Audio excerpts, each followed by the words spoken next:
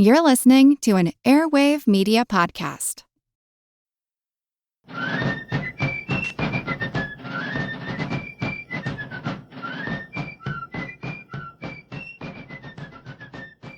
Hello, and thank you for joining this special edition of the American Revolution. On our American Revolution Roundtable this month, we were joined by Richard Vague, the author of The Banker Who Made America, a biography of Thomas Willing. We recorded our conversation on Zoom. Well, welcome everyone to the American Revolution podcast. We're joined tonight with a special guest, Richard Vague, who has written a new book called The Banker Who Made America, which is about Thomas Willing. I don't know about you guys, but Thomas Willing is kind of one of the deep cuts of the American Revolution. I have to admit, I didn't know a whole lot about him until I read the book, other than the fact that he was a partner of Robert Morris, and everybody knows I'm a big Robert Morris fan. I knew at least that of his existence, if I didn't know a whole lot else. Richard Vague is here tonight to tell us a lot more about him. Before we get started, I just wanted to say a quick word. We lost a really great historian this week. Gordon Wood passed away. He's written some really amazing books about the era, and some that I've relied on very heavily and continue to rely on, and certainly will be missed. I guess I should start with a little introduction. Richard Vague, you're, I guess, originally from Texas, and you've spent most of your life working in banking and financial services, venture capitalism, and you've been involved in politics and government, Secretary of Banking and Securities for Pennsylvania for a time. And you've written, I think this is your sixth book, is that correct? Yes, sir. Sixth published book. A lot of great books on economic and economic history issues. This seems to be your first biography. I guess I'd like to know what inspired you to write this book about this particular person. Well, in studying economics, you quickly learn that the role of banking has outsized importance. One of the most important things to know about a bank is what the leverage ratios, the regulators and the government allow. And so I've been very curious about the history. How were those ratios determined? So I went back and found the first bank in the United States, the Bank of North America, as you guys know, and found a lot of misinformation about it and kind of gradually pieced together the financial information and so forth, and came across this character I didn't know, who was not only the president of that bank, he was Morris's senior partner, as you now know, and he became the president of the Bank of the United States, and said, where'd this guy come from? And then you find out he voted against the Declaration of Independence, which at first I found a very mortifying fact and tried to dismiss, and then dug into it. And I find this whole social history around it. And, the deeper I dug, the more complex and important the story seemed. And at some point in time, I just became hooked and decided to write, instead of a technical paper on banking leverage ratios, a full biography. Yeah, it really is an interesting aspect of the war, that the finances of the war, everybody knows we're pretty desperate at times, and we really relied on good financial managers to bring us through it. And we all know about Robert Morris and some of the other players, and of course, Alexander Hamilton, much more so after the war. But Thomas Willing, you're right, is someone we don't know a whole lot about. And yeah, you start off your book by basically saying the reason we don't know about him is that he was in the Second Continental Congress and refused to sign the Declaration of Independence. And that, of course, sealed him to obscurity. But what do we know about Willing's life before the American Revolution? Who was he? What was his stature in the state and in politics and in the economy? Well, his dad, Charles Willing, had come to America and, married a McCall, and established a small merchant trading firm, because they'd come from Bristol, England, where they had a merchant trading firm. And it was small, but it was the biggest in Philadelphia and probably the biggest in the United States. And they hired a young apprentice named Robert Morris, a young teenager. And Thomas Willing came back from his education in England and was helping his father run the business, and his father dies unexpectedly. And so he takes over the business, and it's kind of overwhelming. And he relies on Robert Morris, not just for his technical financial acumen, but his friendship. Robert Morris is a lively guy that I think makes Thomas Willing's life much more interesting, but they kind of do it together, and Thomas Willing promotes Morris to be his equal partner, but they grow rapidly. One of the very first things Thomas does after his dad dies is buy another ship, which I have to imagine that if my father had died and I was left with this complex business, I might have been more conservative than that. But Yeah, and at this time he was in his early 20s at this time. He's 23. He's buying another ship. They would grow the business 70-fold during his tenure.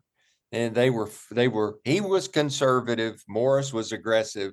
And between the two of them, they were a really powerful partnership. But folks that had the big businesses had kind of a civic obligation. So he gets on the city council. He becomes a mayor in 1863. He becomes an associate Supreme Court justice in Pennsylvania. In the assembly, the Pennsylvania government, he serves on 20 or 30 committees. So he's the most influential Philadelphian on the business side. He heads up the effort to push back against the Stamp Act and the Townsend Acts. The 400 merchants that signed the protest again. Well, Willing drafts that and is the principal signatory. And he even does something that proves to be very, very important, because they have far-flung connections in the Caribbean, in France. They smuggle a little bit, as everyone does, I think, with the restrictions of the English. But he also begins a relationship with a guy named Francis Baring, who's rapidly becoming the principal merchant banker in London at that time, and is never a fan of the war. And so by the time the revolution happens, he's probably the wealthiest guy in the country. He's certainly the most influential in Philadelphia. And that's kind of when the revolution starts. Yeah, and they were involved in a whole lot of stuff besides just, investment and trading. It sounded like they tried to start the first insurance system for shipping in America, trying to do a whole lot of things. They probably would have started a bank earlier, though the British colonial laws forbade it. But they were, really pushing the envelope and trying to do a lot of new things in business. And what they did, they were very successful at, it seems like. But then, of course, the war comes, and Willing does go to the Continental Congress. As you say, he's a leader in the protest against the things that the British are trying to do to keep the colonies down. Not a big fan of independence, though. You note the changes in the Pennsylvania government in 1776. You describe as a coup d'etat, which I agree with. When I wrote my episode on that incident, I called it a coup in Philadelphia. Do you want to explain exactly what happened there? Why the government went from being so conservative to so radical in almost an instant? Yeah, I mean, it's an amazing story. But, one of the background here is that what becomes the United States between 17 and 1800 has the greatest growth in wealth and its economy in world history, as best I can tell. They grow from essentially no GDP to a GDP that's a third the size of Britain's. They grow from 250,000 people to 5 million. It's extraordinary. And guys like Thomas Willing, if they are appropriately aggressive, are making money hand over fist. And they're making money hand over fist by trading with London merchant traders and Bristol and Liverpool merchant traders. So, they've got a good thing going. Arguably, they've got the best thing going in world history in terms of wealth creation, at least for this era. And this troubling phenomenon of British Parliament trying to encroach on the privileges of the U.S. is just something they have to deal with, and they think it can be worked out. They're worried about the idea of independence, and they're so worried about it. The assembly in 75, even before the subject of independence is mentioned, issues an edict prohibiting its delegates to the Continental Congress for voting for independence. Talk about paranoia. So and if you look at it socially, this is the part that was a revelation to me, is Thomas Willing and his wealthy merchant trader friends are English, they're Anglican, they're wealthy. And in the meantime, what has been happening from, let's call it 1720 to 1730, and for the 40 or 50 years after that, you have this unprecedented flood of mainly Scotch-Irish Presbyterians that flood in through Philadelphia and triple the population of the state. And most of them go west, including past the Susquehanna. They're farmers and they're rebels. They've been suffering under the English for a couple of hundred years. They hate the English. They love the idea of independence.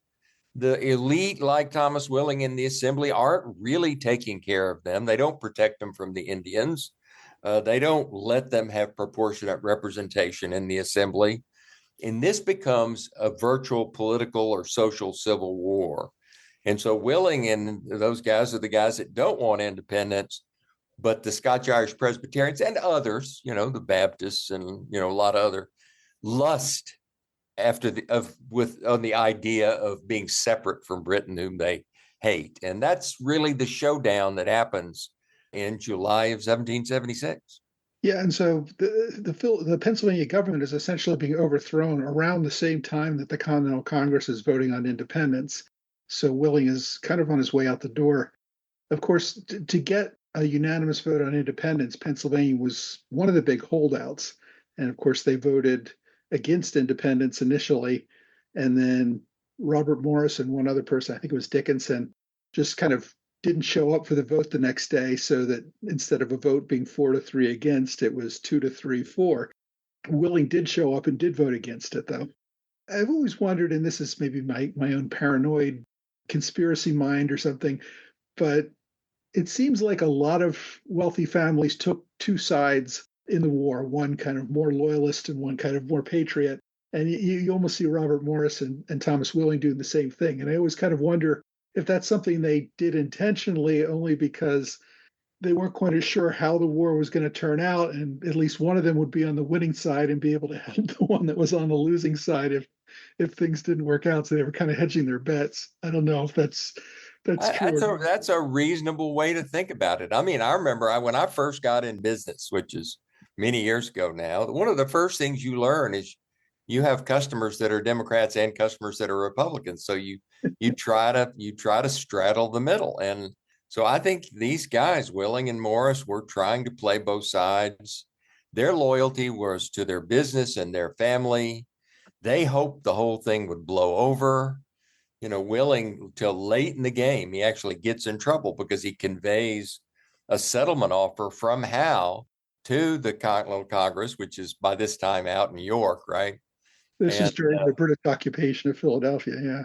And so, yeah, they're trying to play both sides, and they wish the whole thing would go away.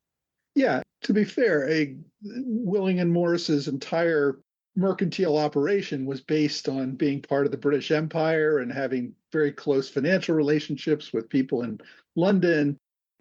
Anything that messes that up can create a lot of problems for their business as well as anything else. So it's certainly understandable. Yeah, as I mentioned, Willing stayed in Philadelphia during the British occupation and was obviously associating with the British leadership during that time. Did he face any blowback for that after the British left? Because I know the Americans wanted to take revenge against a lot of people. Without question. He stays in Philly, and he stays in Philly to keep the business alive. And as a practical matter, he needs to keep the business alive to help continue to supply the Revolutionary Army. So, he has two good reasons. One is to supply the army, and the other is to make money. So, he stays in Philly. He's heavily criticized, and he feels immense pressure from both sides because Howe tries to get him to sign a loyalty oath to the king in Parliament, which he politely refuses to do. He doesn't socialize with them, but he has not, nor does he very quickly sign a loyalty oath to the United States, which, of course, the radical Scotch-Irish Presbyterians immediately want to do. So in 78, right after the British leave, the radicals come back into Philadelphia and start punishing those that gave comfort to the enemy. Willing's too powerful to feel the brunt of that. But a lot of other folks do. And there's a famous incident where, they attacked James Wilson's home, the Oh, riot yeah. at Fort Wilson in 79. Willing has taint for voting against the Declaration of Independence and for staying in Philly and for taking Howe's offer out to York in 78. So he kind of got a little baggage by the time you get to 1780, 1781. And starting the bank is a part of his redemption, actually. Yeah, I think that's true. The radicals who were running Pennsylvania at the time wanted vengeance. I think the Continental Congress was the one that's saying, no, we need these people that know how to run the entire country's infrastructure or remain in place and have them working for us. And Willing was certainly part of that. So yeah, this is around the time he helps to form the Bank of North America, which is really the first bank in North America. That's always kind of stunning to me. You don't think about how people could go about living a life without banks and how businesses could run without banks.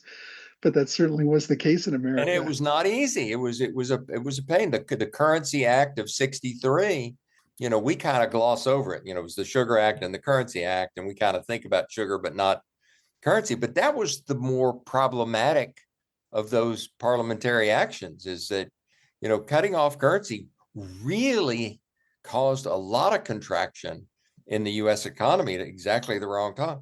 And, all these guys worshiped the 1694 Bank of England and the financial system that had been set up at that time that was the glory of England and perhaps even the glory of the world. But they, as you have already said, Mike, were precluded from participating in that. So along comes the war. They financed the war heavily by printing these Continentals that really rapidly become worthless.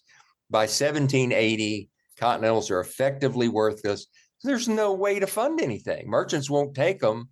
So they come up with this two-part idea that really is a kind of a prototype, a proto-bank and then a bank, as the means of creating money to finance the waning years of the revolution. Right. And this money was basically based on their personal credit and their personal fortunes, where they were essentially funding the entire government and the entire war, because Continental Congress's credit was no good, but Willing and Morris's credit was still good. Yeah, there's a story that's somewhat unsubstantiated, but I love it anyway. Morris is creating personal money. He'll write out a piece of paper. This is $100 or $1,000 of my money, Robert Moore's money. And the vernacular of the moment, the currency he created that had a redemption period near term was called a short bob. And the money he created that had a long-term redemption was called a long bob. And, Morris, I love Morris because he's a wheeler dealer. He's a wheeler dealer. Yeah. And I think that was the characteristic that allowed him to be so successful financing the war. It's also the characteristic that ends him up in bankruptcy jail a few years later. Yeah. He'll do big time deals with high risk associated with them. He's creative. It finances the war, but it ultimately gets him in trouble. But Willing was actually the president of the Bank of North America, and he was not a pushover for Morris. I think at times he would deny Morris when he was asking for money from the government. I love this story. It's an almost inconceivable story. As they set up this bank, and everybody thinks, this is going to be, Morris's slush fund, and within a few months, Morris shows up with a request for a loan and Willing turns him down. And by the way, that's in the context of the war being fought with progressively less money. We have at our website, which is thomaswilling.com, we actually have a spreadsheet on the financing of the war year by year. And it goes into great detail on, the state loan office notes, continental currency, loans from France, loans from Amsterdam, so forth. Well, they're spending over, and if you convert it into a specie equivalent, which is how we think about it, the whole war cost about $126 million. Well, they're spending $25+ million in 75 and 76. By the time you get to 1780, they've cut the budget. They only spend $8 million. In the Yorktown, the year of our victory, they only spend $2.6 million. It's 1/10 what they were spending earlier. What they have figured out is that they don't have to win the war. All they have to do is not lose the war. And the way to not lose the war is to somehow get enough financing to kind of keep things, alive, a little bit alive for enough years for Britain to give up. Right, and that really was the biggest threat to America at the end of the war was not having the money to continue, and that was the whole one of the major reasons for the Bank of England was that they could borrow lots and lots of money and keep wars running on credit forever, and the U.S. didn't have anything like that, and they were the soldiers were. It is not lost on me that the first major bank in England was started to finance a war, and the first bank in the United States was started to finance a war.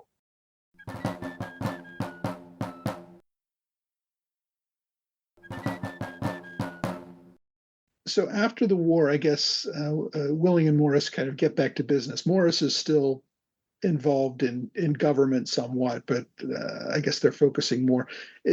I guess during the war is that when they developed a relationship with William Bingham? Well, yes, that's exactly right.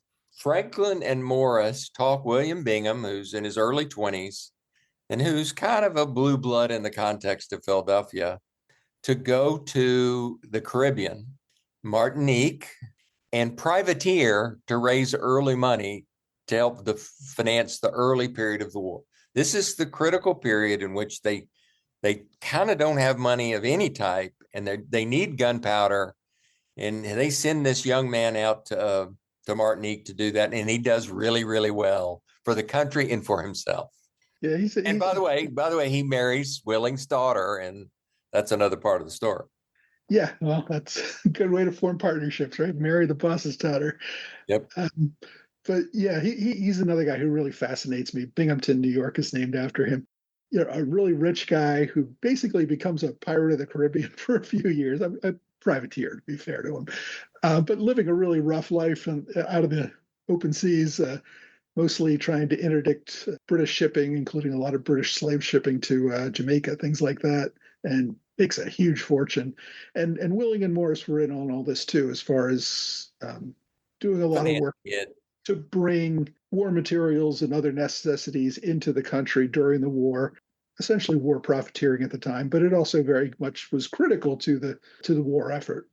So what is Willing doing after the war? I guess he's just getting back to banking and merchant shipping, and I think they sent a ship to China. Is that right? During this period? Yeah, Willing's kind of got two hats. They're sending ships.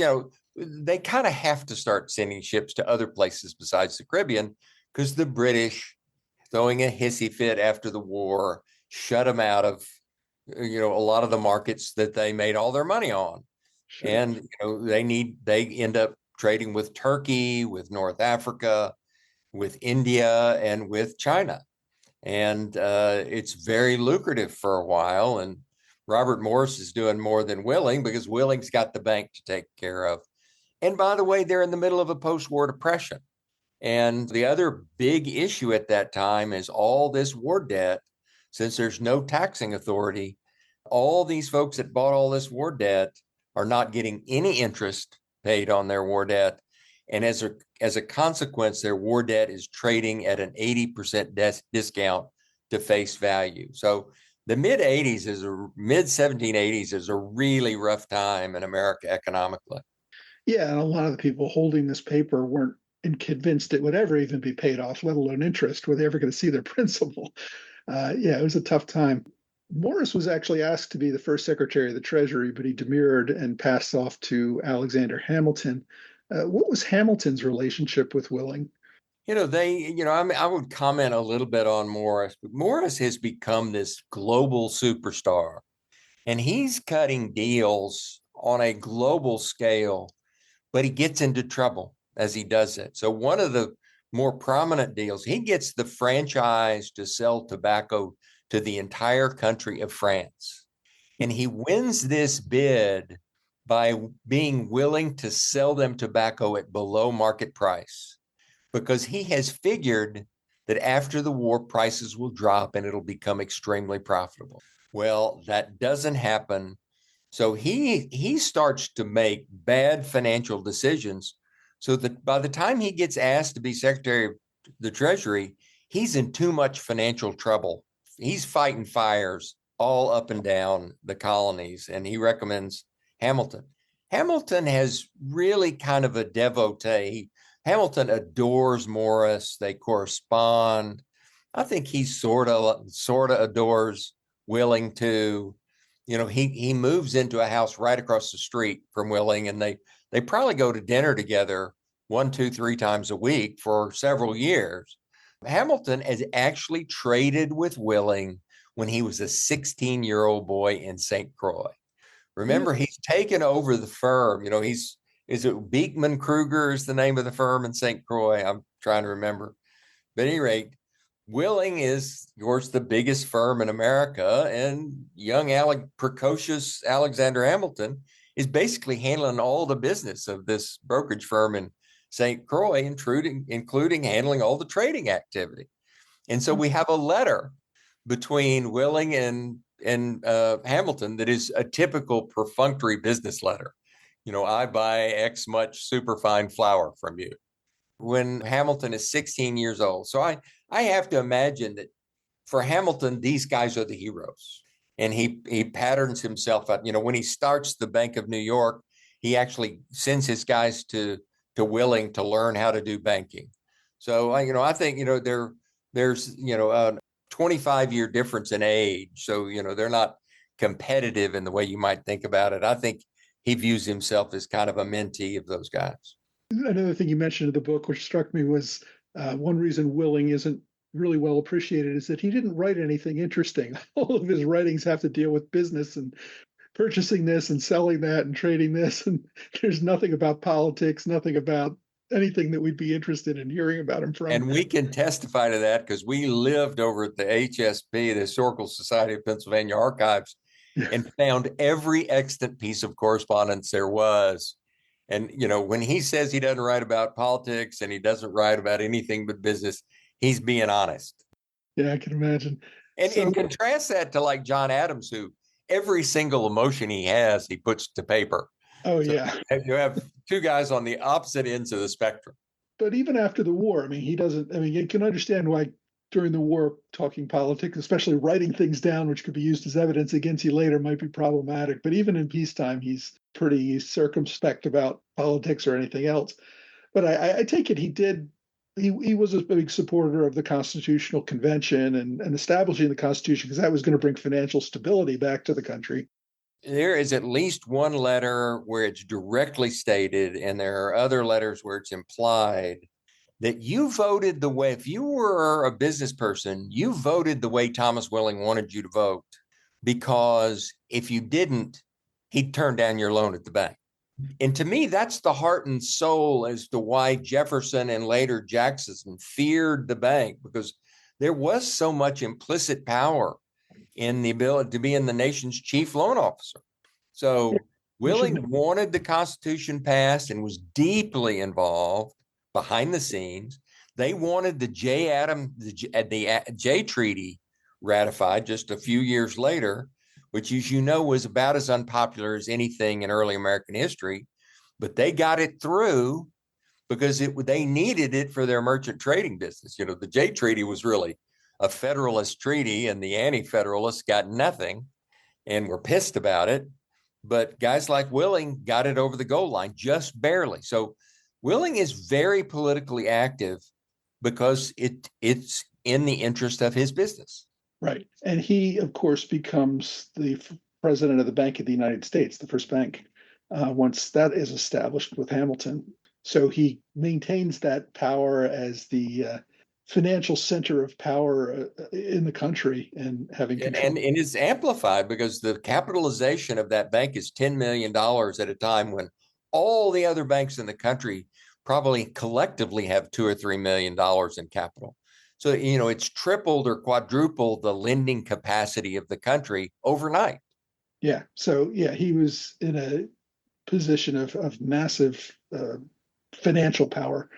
And once again, he kind of shows that he's independent of the government. He denies or calls in their loans, I think, what he said in 1796 or something, at a time I when mean, it it's kind of unbelievable. He turns down a loan request from the government, and he forces them to make an early repayment on a loan.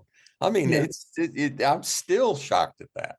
So yeah, he really is an independent, and he's not thinking about politics. He's thinking about the, financial well-being of the bank is what he's concerned about, as he should be as president of the bank. But it's interesting that he doesn't bend to politics in any way on those things. And there's, you might take that for granted because he runs a fairly impeccable bank, and they're kind of an unbroken record of high dividends and, almost no losses. And contrast that to when the second bank is started and they put in a Navy guy to run it, in 1816, a guy named William Jones. And the lending they do is so profligate.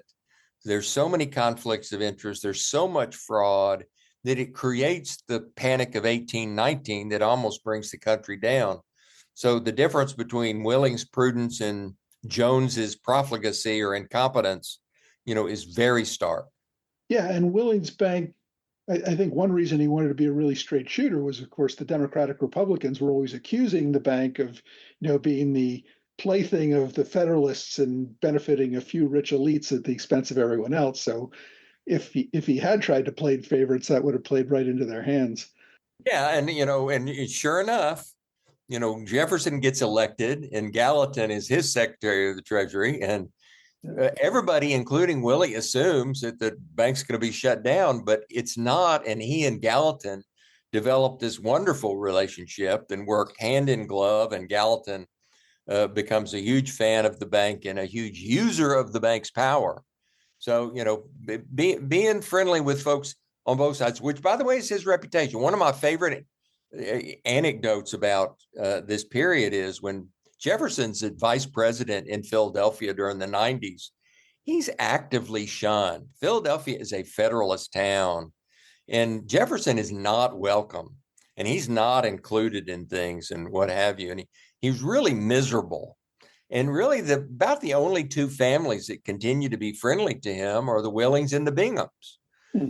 And I think that's just a fundamental graciousness, and I think it's a fundamental sense that we got to be inclusive, whether we agree with folks or don't agree with them.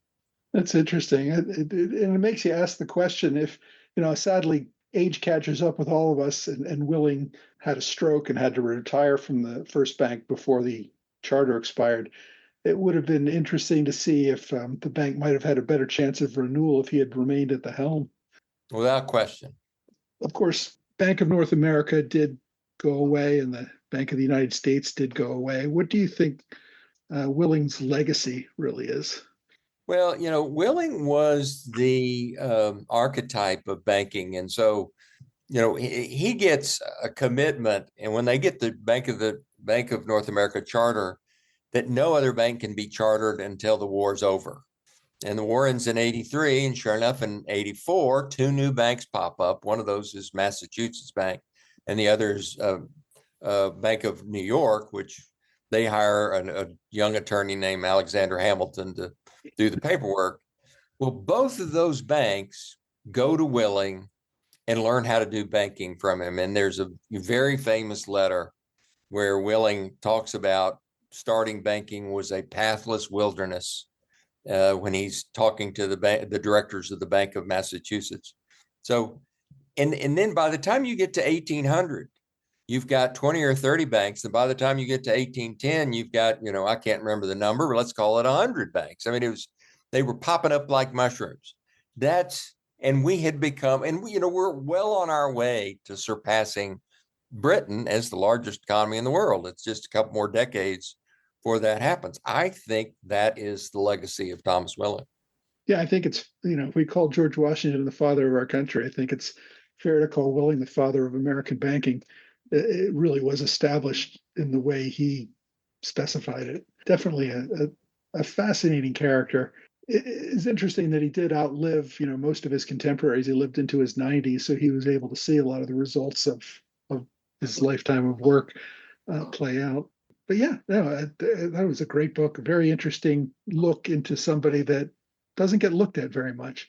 Are you thinking about another book now that this one's out? This came Yeah, out. yeah. I'm actually deep into research on a book about the founding of the Bank of England itself. So 100 years earlier. And let No, me tell you, I'm shocked at how much is going on in the 1600s in England. And that's John Locke and Isaac Newton, and they're both involved in the establishment of the bank and the financial system, which you wouldn't think of.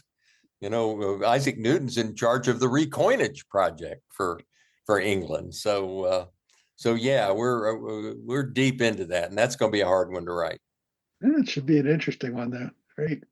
All right. Well, I want to open it up for questions. So if anybody has anything, you can either put it in the comments or feel free to unmute and just ask or raise your hand with the little hand signal thing on Zoom, whatever you want to do.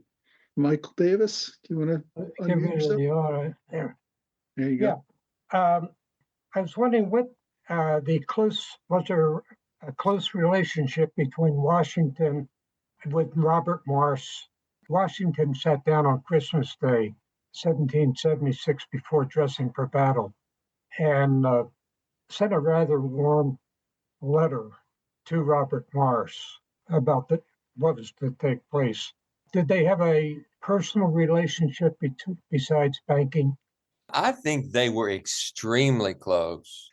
I think, and not only in a financial way, but in an emotional way, Washington really depended on Morris, and Morris bailed him out again and again and again. Willing's in there too, by the way. When Yorktown battle is over, Washington comes to live in Philly, and he lives next door to Willing in a house that Willing owns. So those three guys are awfully close. And one of my favorite poignant moments is a couple of decades later when Morris has gone bankrupt and he's in debtor's prison in the Prune Street jail, which is just south of Independence Hall. And George Washington comes to Philly and goes to dinner inside the prison with Morris. And it just breaks my heart to think about that, because I can imagine them at that dinner talking, reliving so many of the moments during the Revolution. Between the two of them, they pulled it out. Did Morris have any relationship with Chaim Solomon? Chaim Solomon, they hired Chaim Solomon was very helpful part of his team. He was jailed in New York for a while. He'd come from Europe. He did a lot of the work changing bills of exchange, which were a form of money predominant among the merchant elite at that time, into currency. And he did that at the London Coffee House, which is right there at the corner of Market and 2nd Street. And, was for a while the biggest depositor at the Bank of North America. So Chaim Solomon's a big part of the story. Ed? I have lots of questions. Just cut me off when I go too long. First of all, did you say hundreds of banks at some point? Yeah, I can't remember the exact number. Certainly by the 1820, it's 100. Okay. The reason I ask is if I have any expertise in this department, it would be Civil War oriented. But let's go back 40 years before the Civil War. Were banks by the dozens or hundreds issuing their own de facto currency? Absolutely. And there was no governmental currency. There did not exist. Right. Not till 1862, I think. And That's then, right. Then the Supreme Court had the audacity to rule it unconstitutional during, I think, Grant's first term. And so then Grant stacked the court. Anyway, we're getting off topic. The second question is, usually I use a multiple of like 600 for a dollar, like any dollar from 1775 to 1850. If you take that dollar and multiply it by 600, that'll give you the equivalent purchasing power or wealth equivalent for today. And I didn't make it up. I got that from the economists of the University of Illinois that created measuringworth.org, I believe is the website, just for the record. Interest rates. What was the like when the Bank of America the first Bank of America got off the ground? I assume it issued debt. What was the interest rate? It was 6%. Is that because it's easy to calculate 1/12 of 6%? That was part of it. And they didn't have computers. They didn't have the kind of calculators we do today. So when they talked about changing rates, they talked about changing from 5% to 6%. So in England, the rate was 5, and in America, it was 6 because we were a little riskier. And if they wanted to get more subtle about it, it was the discount to the face value of the bond. So Right. you do a 6% bond at 87% of par or something like that. Exactly. Yeah, which is pretty easy actually. But yeah, It wasn't a bad system at all. it just seemed like 6% popped out of a hat, and that was what everyone ran with for hundreds of years. And it actually makes quite a bit of sense. Pardon the pun. That's it for now. Thanks for your talk. It was great. Richard Huber here. I have a question. I know Richard Huber. Yeah. It was very interesting. Thank you for the talk. I enjoyed the book a lot, particularly the Republican versus Federalist and the radical versus conservative analysis in Philadelphia. What also struck me was just the aristocracy of Willing marrying Shippen and Bingham married Willing, and the Bingham and the Barings Bank and the Barings bailing out, Bingham and others. But I wanted to ask you about the Louisiana Purchase, because that was a bit afterwards. And, we always read about how Jefferson was always railing about central government and how, always worried about a king and too much power in the central government. Then he goes ahead and does the Louisiana Purchase, without asking anybody while he was president. But didn't Willing have something to do with the Louisiana Purchase? Absolutely. And may I say, thank you again for your graciousness toward me. I would tell the folks on this call that Richard is a direct descendant of Thomas Willing and had some wonderful Thomas Willing stories. And one of the greatest Thomas Willing paintings, Thomas Willing's not in it, but all his peers are hanging in his house. So Richard, I really am grateful to you and so glad for your question today. The Louisiana Purchase was handled by Willing's relatives, the Barings, out of London, and Willing and the Bank of the United States actually financed a part of it themselves.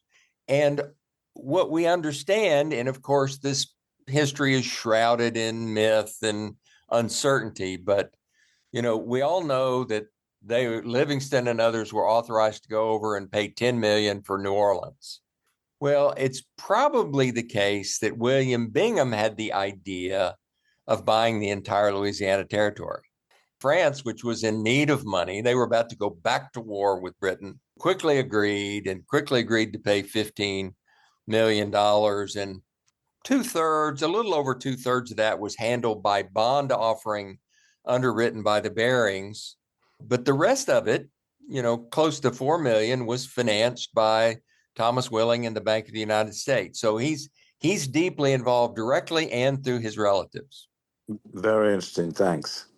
That's always been kind of fascinating to me, too, that a British bank would cover this financial deal that was giving money to France, which Britain was at war with at the time. It's unbelievable. And to me, it speaks to the relative power of finance over politics, because the Barings actually sort of ask permission, and they sort of get permission because it's technically a point where there's not a war going on, but it's quickly evident that the war's going to start back up.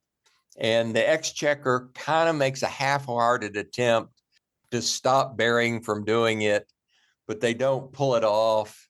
And so you're exactly right. It's astonishing that the Barings financed Napoleon at a point where he was about to go to war with Britain again. Kind of like what Rupert Murdoch said when he was talking about it's not about red or blue, it's about green. Same thing here. It's all about the money. It's not about politics. That's the only lesson you can take away from it. One more. Sure, go ahead, Ed. I forgot about the bankruptcy part. Debtor's jail and dinner in debtor's jail. That reminds me of the Dickens story. I didn't know that you could visit your family members or friends who were in debtor's prison. In fact, they would go in and out of debtor's prison. So it was a kind of it wasn't really prison, but anyway, it was not fun. And it was certainly embarrassing. And that brings Light Horse Harry Lee to mind. And I'm thinking, why didn't Morris or Willing help Light Horse with his debts so he could avoid debtor's prison? Or were they in debtor's prison at the same time? Well, what they did do was they got America's first bankruptcy law passed. And it was different than the bankruptcy laws of today in that it allowed creditors, if creditors agreed that you had done all you could do and they couldn't get anything more out of you, they could write a letter to the court and you could be released from jail. And that's how Morris got out of jail. And he was penniless, but he was free.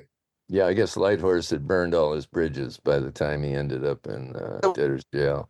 And he was pro-Britain in the War of 1812, which bad timing. He was also a Federalist in Virginia, which was a very heavily Democratic Republican area. Right, exactly. Morris's bankruptcy has always fascinated me too, because he, as you say, he was one of the wealthiest men in America, if not the wealthiest man in America, and he lost it all, every penny. And like you said, Willing took good, safe chances with his money and was relatively conservative, whereas Morris was always leveraging everything out to the hilt, and he was buying millions and millions of acres of Western land at whatever price they could possibly ask for it. And when the market fell out of the bottom of that, he was just left holding the bag, and that was the end of his fortune. Yep. Really a shame. He had several million, and Willing looks like his total accumulation of real estate was about 100,000 acres. That shows you how vast the difference is. And I have this mental image of them having arguments about this, because at this point in time, they'd split up because Willing didn't want any part of his speculation. And I can imagine it was an uncomfortable final party. Yeah, I think a modern equivalent of it would be one guy having a good conservative stock portfolio and the other guy putting everything into Bitcoin and crypto.